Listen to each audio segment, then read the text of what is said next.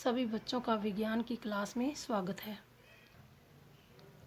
Lesson 11 बल तथा दाब। वस्तुएं कैसे गति करती हैं?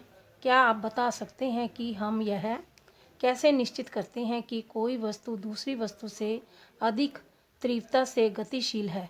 किसी वस्तु द्वारा एकांत समय में चली गई दूरी क्या इंगित करती है? आप यह भी जानते हैं कि ज़मीन पर लुढ़कती हुई गेंद जैसे कोई गतिशील वस्तु थोड़ी देर बाद धीमी हो जाती है। कभी कभी यह अपनी गति की दिशा भी बदल सकती है। यह भी संभव है कि गेंद धीमी हो जाए और अपनी दिशा भी बदल ले।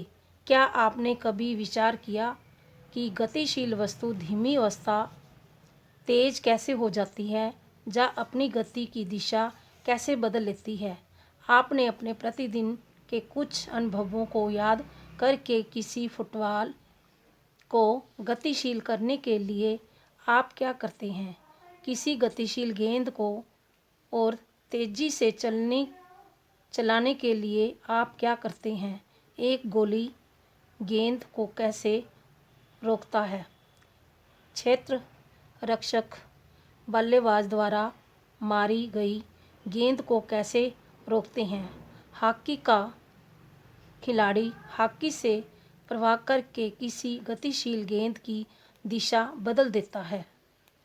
इन सभी स्थितियों में गेंद की गति, जैसे कि ये चित्र में दिखाया गया है,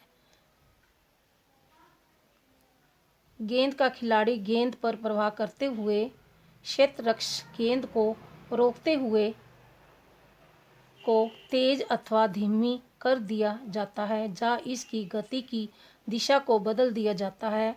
हम प्रायः कहते हैं कि जब किसी गेंद को धक्का देते हैं, फेंकते हैं, प्रहार करते हैं अथवा ठोकर मारते हैं तो उस पर बल लगाया जाता है। बल क्या है? जिस वस्तु पर यह लगाया जाता है उस पर यह क्या असर डालता है?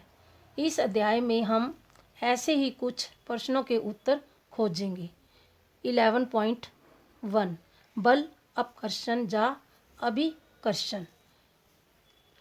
खोलना, उठाना, बंद करना, हिट करना, ठोकर मारना, करना, धक्का देना, खींचना आदि ऐसी क्रियाएं हैं जो प्रायः कुछ कार्यों का वर्णन करने के लिए प्रयोग की जाती हैं। इनमें से प्रत्येक कार्य प्रायः वस्तु की गति में किसी प्रकार का बदलाव लाने का प्रयत्न करता है। क्या इन शब्दों की जगह एक या अधिक अन्य शब्दों का इस्तेमाल कर सकते हैं? आइए ज्ञात करें। क्या आप ध्यान दिया कि इनमें से प्रत्येक कार्य को अभिकर्षण या अपकर्षण या दोनों के रूप में व्यक्त किया जा सकता है? क्या इससे यह निष्कर्ष निकाला जा सकता है कि किसी वस्तु को गति में लाने के लिए उसे धक्का देना, अपकर्षित करना अथवा खींचना, अभिकर्षित करना पड़ता है? विज्ञान की भाषा में किसी वस्तु पर लगाने वाले धक्के या खिंचाव का बल कहते हैं। अंत यह कह सकते हैं कि वस्तु को दी गई गति बल लगाने के कारण होती है। वस्तु पर बल कब लगता है? आइए जानें। 11.2 बल अनुयोजन क्रिया के कारण लगते हैं। मान लीजिए एक स्थिर कार के पीछे कोई आदमी खड़ा है। क्या उसकी उपस्थिति से कार गति में लाएगी? मान लीजिए अब आदमी कार को धक्का लगाता है, वह कार पर बल लगता है। कार लगाए गए बल की दिशा में गति करना शुरू कर सकती है। यह ध्यान दीजिए कि कार को गति देने के लिए आदमी को इसे धक्का लगाते रहना पड़ेगा।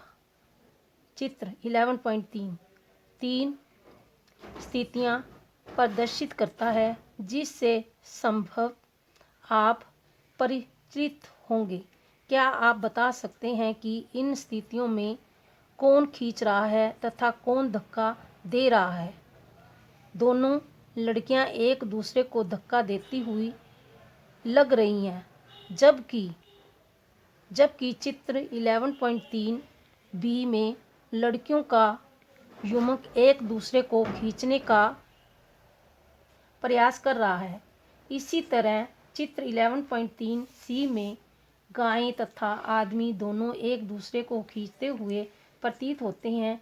यहाँ पर दिखाई गई दोनों स्थितियों में लड़कियों एक दूसरे पर बल लगा रही हैं।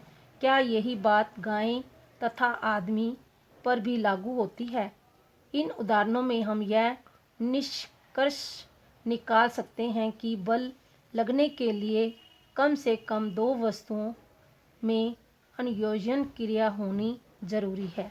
इस तरह दो वस्तुओं के बीच संयोजन क्रिया के कारण उनके माध्यम बल लगता है। 11.3 बलों की खोजबीन। हम बलों के बारे में कुछ अधिक सीखने का प्रयास करें। क्या आपने कभी रस्सी कशी का खेल खेला है या देखा है? इस खेल में दो समूह एक रस्से को विपरीत दिशा में खींचते हैं। दोनों समूहों के सदस्य रस्से को अपनी दिशा में खींचने का प्रयास करते हैं। कभी कभी रस्सा एकदम नहीं खिसकता। क्या यह चित्र 11.3 बी में दिखाई गई स्थिति के समान नहीं है? जो समूह अधिक जोर से खींचता है अर्थात ज़्यादा बल लगता है, अंत में वही खेल में विजयी होता है। ये उदाहरण बल के बारे में क्या बताते हैं?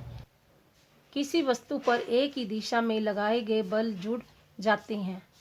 अब याद कीजिए कि क्रियाकलाप 11.2 में जब आप एवं आपके मित्र ने भारी संदूक को एक ही दिशा में धकेला था, तो ये क्या हुआ था?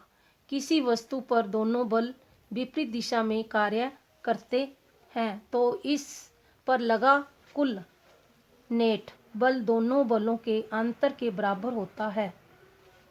क्रियाकलाप 11.2 में जब आप दोनों भारी संदूक को विपरीत दिशा में धक्का दे रहे थे तो आपने क्या देखा? याद कीजिए, रस्सी कशी के खेल में जब दोनों समूह रस्से पर समान बल लगा कर खींचते हैं तो रस्सा किसी भी दिशा में नहीं जाता।